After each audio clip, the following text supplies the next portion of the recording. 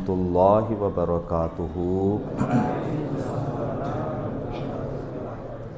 الحمد للہ رب العالمین والعاقبۃ للمتقین والصلاة والسلام علی سید الاشرف الانبیاء والمرسلین وعلی آلہ واصحابہ اجمعین، اما بعد فاعوذ باللہ من الشیطان الرجیم، بسم اللہ الرحمن الرحیم۔ وجاء اخوة یوسف فدخلوا علیہ فعرفهم وهم له منکرون۔ آمنت باللہ صدق اللہ العظیم۔ بیان کو شروع کرنے سے پہلے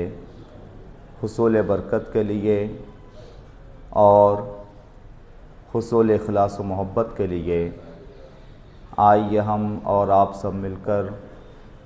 ہمارے پیارے آقا حضور تاجدار مدینہ صلی اللہ تعالی علیہ وآلہ وسلم کے بارگاہ بے کس پناہ میں محبت کے ساتھ اور ادب و احترام کے ساتھ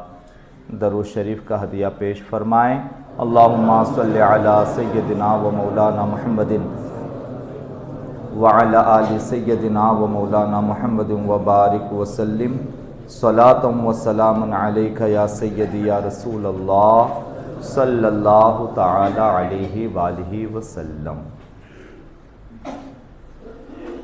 تفسیر سورہ یوسف میں ایک نقطہ اور حضرت سیدنا ابن عباس رضی اللہ تعالیٰ عنہ کے روایت سے ایک چیز لکھی ہوئی ہے، اور وہ یہ، جیسا کہ جہاں تک تفسیر پہنچی ہے سورہ یوسف کی، کہ 40 سال کے لمبے عرصے کے بعد اب حضرت یوسف علیہ السلام کے بھائیوں کو حضرت یوسف علیہ السلام کے پاس لوٹنے کا وقت آیا، سمے آیا، اور حضرت یعقوب علیہ السلام کی ان 40 سالوں میں حالت و کیفیت یہ ہوئی کہ خستہ حال، ضعیف، کمزور، اتنا روئے حضرت یوسف علیہ السلام کے غم میں، اتنا روئے کہ آنکھوں کی بینائی تک چلی گئی۔ تو حضرت ابن عباس کی روایت سے ایک تفسیر میں بات لکھی ہے، وہ یہ کہ حضرت یوسف علیہ السلام کو یہاں آئے 40 سال کا عرصہ گزر چکا تھا۔ چلیے شروعات کے آپ جتنے دنوں تک حضرت زلیخا کے محل میں رہے، پھر آپ قید ہوئے، 12 سال تک جیل کے اندر رہے، وہ عرصہ اگر چھوڑ بھی دیا جائے، اس کے بعد آپ بادشاہ مصر بنے۔ بادشاہ مصر بننے کے بعد اب آپ کے پاس ایک چیز کی گنجائش تھی۔ کس کے پاس؟ حضرت یوسف علیہ السلام کے پاس ایک بات کی گنجائش تھی کہ حضرت یوسف علیہ السلام اتنی بڑی شان و شوکت کے بادشاہ بنے، آپ کے پاس ایک چیز کی گنجائش تھی کہ آپ اپنی بادشاہت اور اپنے سلطنت کے دور میں، یا آپ جیسے ہی مصر کے بادشاہ و سلطان بنے، آپ کے لیے ممکن تھا کہ آپ فوراً ہی اپنے والد کے پاس یا تو خود تشریف لے جاتے، ممکن تھا کہ یا تو آپ اپنے والد کے پاس خود تشریف لے جاتے، یا یہ بھی ممکن تھا کہ اتنی بڑی سلطنت کے بادشاہ آپ کوئی پیغام بھیج دیتے، آپ اپنے بارے میں اپنے والد کو کسی ذریعے سے کوئی بات پہنچا دیتے کہ میں خیر و عافیت سے ہوں، میں اس طرح سے میرا حال ہوا، یا اپنے والد کی کسی ذریعے سے کچھ مدد و تعاون ہی کر دیتے کہ آپ تنہا اتنے سالوں تک رو رہے تھے۔ تو حضرت یوسف علیہ السلام نے ایسا کیوں نہیں کیا؟ حضرت ابن عباس کی روایت سے تفسیر سورہ یوسف میں ایک بہت پیارا نقطہ لکھا ہوا ہے کہ حضرت یوسف علیہ السلام نے، جو کہ آپ کے لیے بہت آسان تھا اور آپ کے لیے بہت ہی سہل چیز تھی یہ کہ آپ ایسا کرتے کہ مصر کے بادشاہ ہو جانے کے بعد سب سے پہلے اپنے ابا کی خبر لیتے ہیں، یا سب سے پہلے اپنے والد صاحب کے پاس اپنی خیر و عافیت کا پیغام بھیجتے ہیں۔ تو حضرت یوسف علیہ السلام نے ایسا کیوں نہیں کیا؟ تفسیر میں لکھا ہوا ہے کہ حضرت یوسف علیہ السلام نے جیسے ہی آپ مصر کے بادشاہ ہوئے اور قید سے باہر، قید و بند سے، جیل سے باہر آنے کے بعد جیسے ہی مصر کی سلطنت و بادشاہت آپ کے قبضے میں آئی یا آپ بادشاہ بنے، پہلے لمحے ہی میں، یعنی پہلی لمحے میں، بادشاہت ملنے کے بعد پہلے لمحے میں ہی آپ کو اس چیز کا خیال آ گیا کہ میں فوراً اسی وقت اپنے والد کے پاس اس کا پیغام بھیج دوں، کیونکہ ابھی تو سارے انتظامات تھے آپ کے پاس، طاقت و سلطنت و بادشاہت و قوت تھی۔ پہلے لمحے میں ہی آپ کو خیال آیا، آپ کو اس بات کی جو ہے آپ نے چاہا کہ اپنے والد کی یا خبر لیں یا اپنے والد کے پاس اپنا پیغام بھیجیں یا کسی ذریعے سے والد کی خیر خبر معلوم کریں۔ حضرت یوسف علیہ السلام کو اس چیز کا خیال ہوا، مگر حضرت یوسف علیہ السلام کو جیسے ہی اس تفسیر ملاحظہ کریں، حضرت ابن عباس کی روایت سے تفسیر ہے، حضرت یوسف علیہ السلام کو جیسے ہی یہ خیال ہوا کہ آپ اپنے والد کے پاس اپنی خبر پہنچا دیں، ان کی خیر خبر لیں اور اپنے بارے میں بتا دیں، حضرت یوسف کے خیال آتے ہی اللہ کے حکم سے حضرت جبریل تشریف لائے، اللہ کے حکم سے حضرت جبریل تشریف لائے اور اللہ کی طرف سے یہ حکم سنایا کہ اے یوسف علیہ السلام، اللہ آپ کو منع فرماتا ہے کہ آپ اپنے والد کو پیغام بھیجیں۔ اللہ آپ کو منع فرماتا ہے کہ آپ اپنے والد کو پیغام بھیجیں یا اپنے خبر اپنے والد کو دیں۔ اللہ کی طرف سے آپ کو اس چیز کے لیے ممانعت آئی، یعنی منع کر دیا گیا۔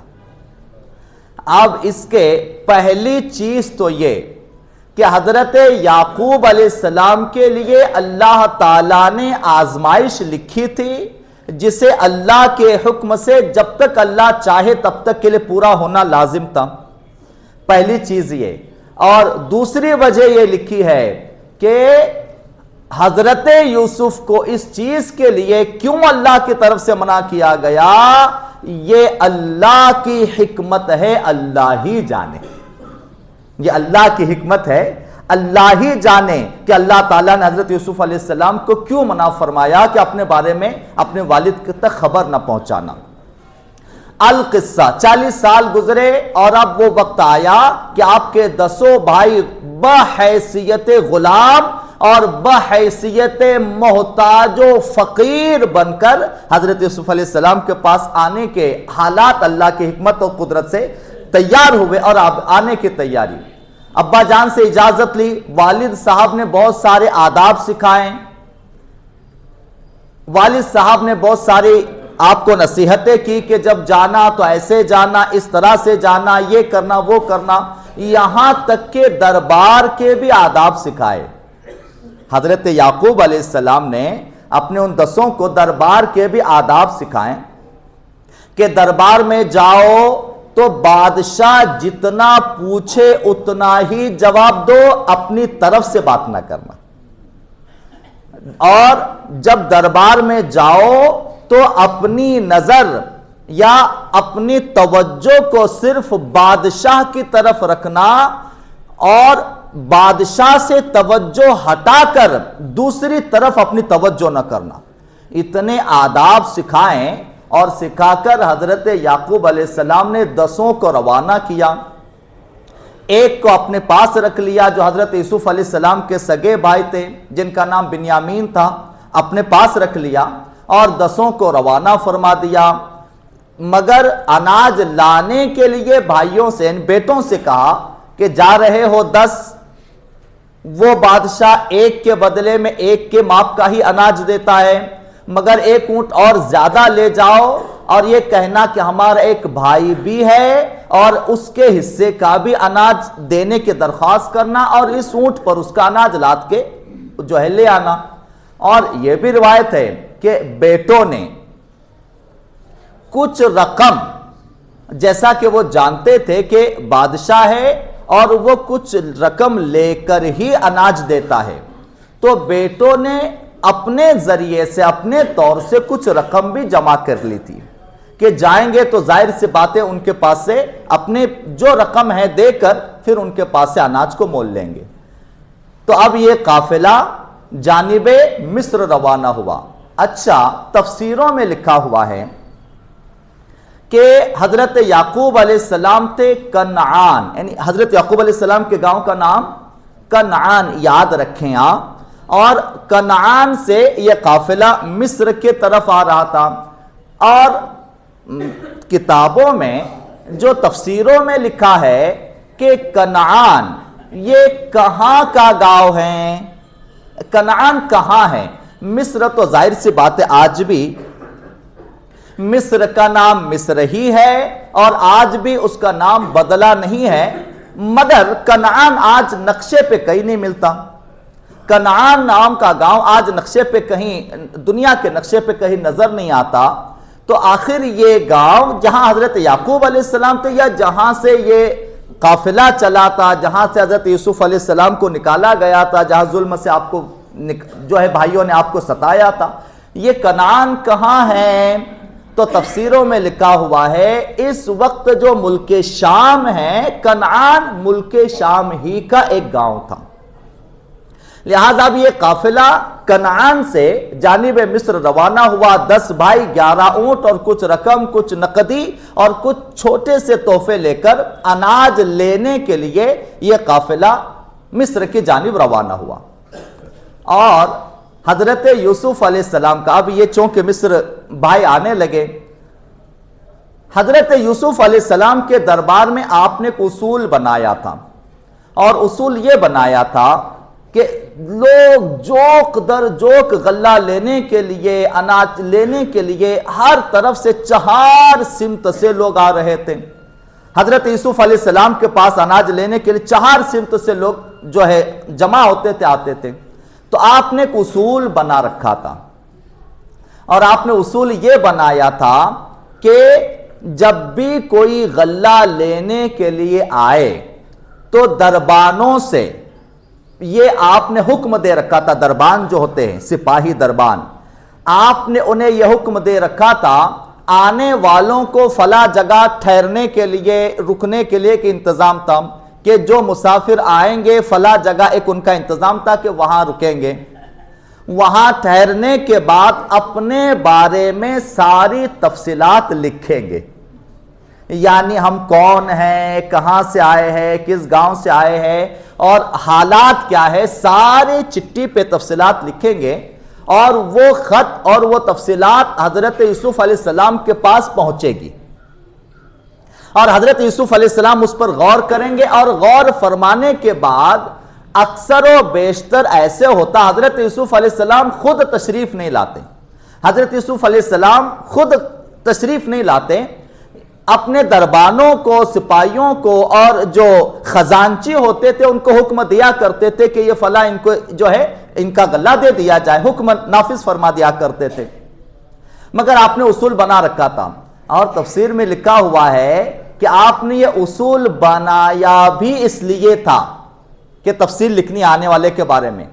بنایا بھی اس لیے تھا، حضرت یوسف علیہ السلام کے دل میں خیال تھا کہ سارے عالم میں حالات بگڑے ہوئے ہیں، کبھی نہ کبھی ایسا ضرور ہوگا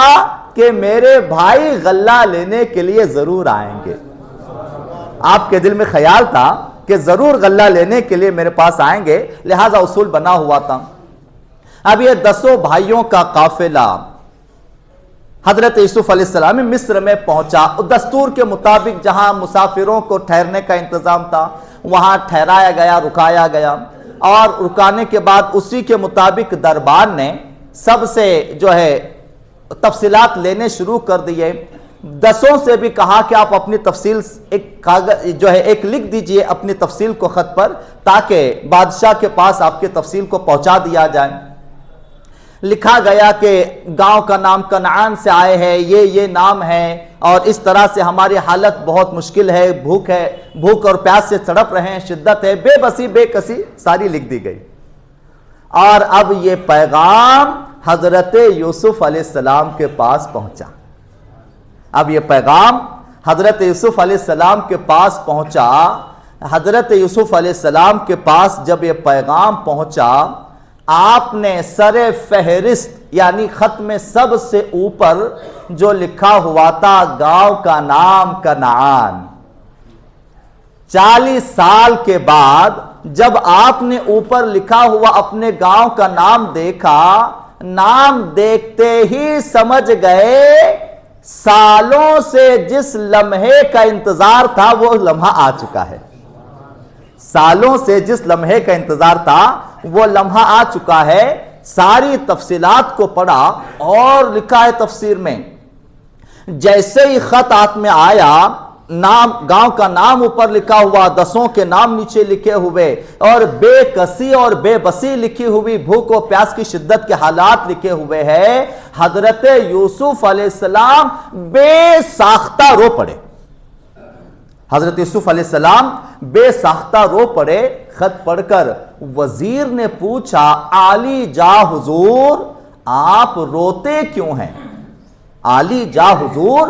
آپ روتے کیوں ہیں؟ حضرت یوسف علیہ السلام نے کہا، جو خط میرے ہاتھ میں ہے اور جن کے نام اس پر لکھے ہیں اور بے کسی اور بے بسی جو لکھی ہوئی ہے، یہ 10 کوئی اور نہیں بلکہ میرے اپنے بھائی ہیں۔ وزیر نے حیران ہو کر پوچھا کہ آپ کے بھائی؟ ہاں، حضرت یوسف علیہ السلام نے کہا یہ میرے بھائی ہے، اور اپنے ساتھ گزرے ہوئے حالات بیان فرمائے وزیر سے۔ وزیر تو خاص تھا نا، وزیر سے اپنے حالات بیان کی یہ فرمائے کہ ان 10 نے میرے ساتھ کیا سلوک کیا تھا۔ یہی وہ 10 ہیں جنہوں نے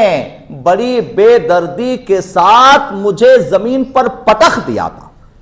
اندھیرے کنویں میں مجھے پھینک دیا تھا، کھوٹے درہموں میں مجھے بیچ دیا تھا، غلام بنایا تھا۔ سارا قصہ بیان کیا۔ وزیر نے پوچھا، اللہ اکبر،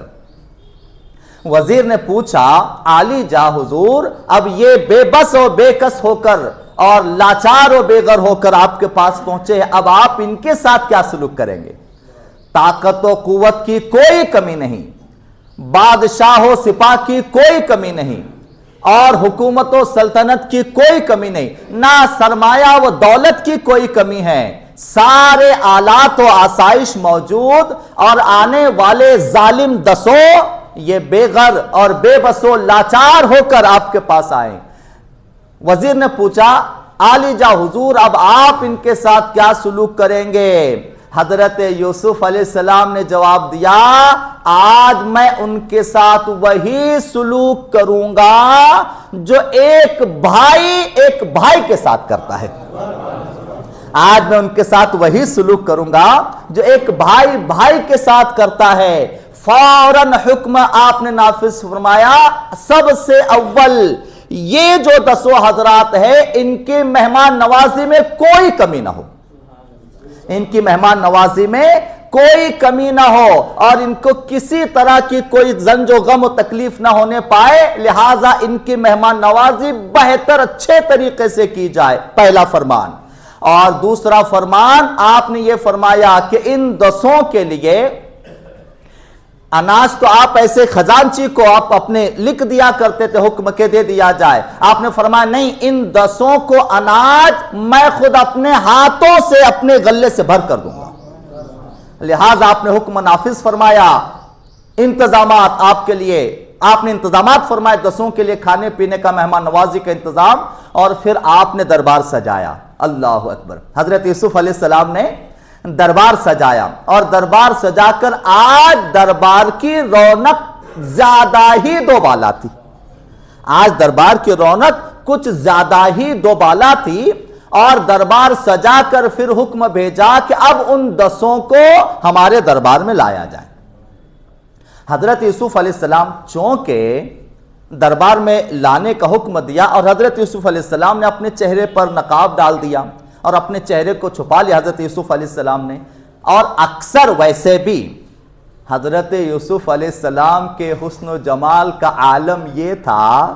کہ حضرت یوسف علیہ السلام ویسے بھی اپنے چہرے کو اکثر ہمیشہ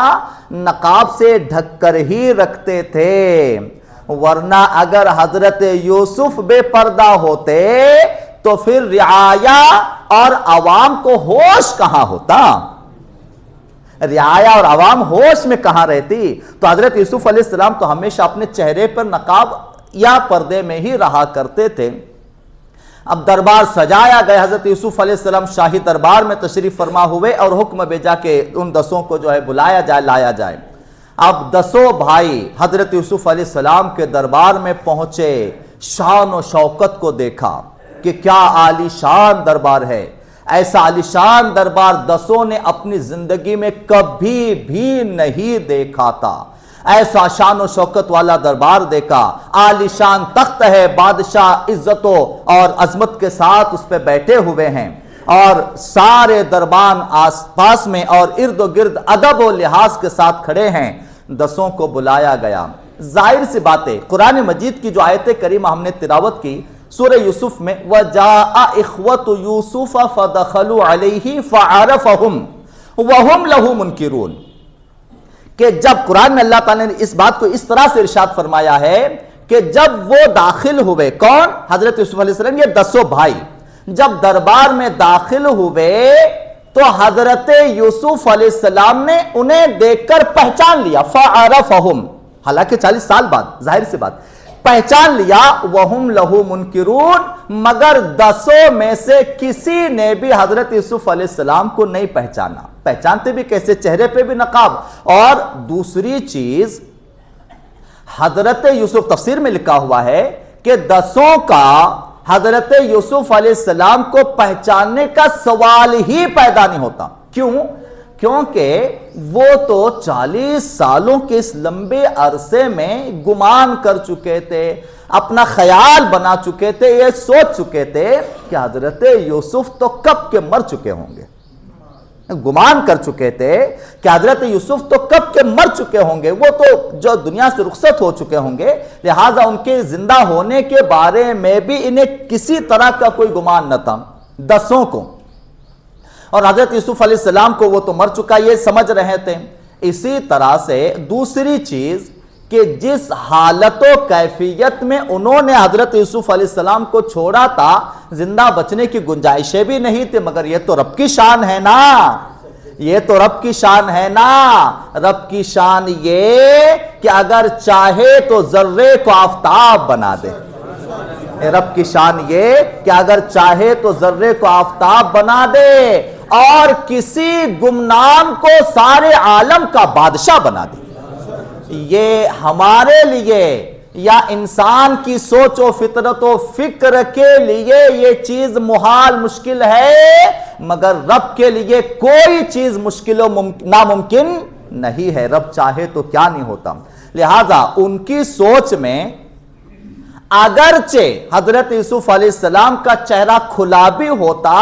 تب بھی ان کی سوچ میں حضرت یوسف علیہ السلام کو پہچانا اس لیے بھی مشکل کہ ان کی سوچ میں جس حالت و کیفیت میں حضرت یوسف کو چھوڑا تھا یہ ممکن ہی نہیں تھا کہ غلام بنا کر جسے کھوٹے درہموں میں بیچا تھا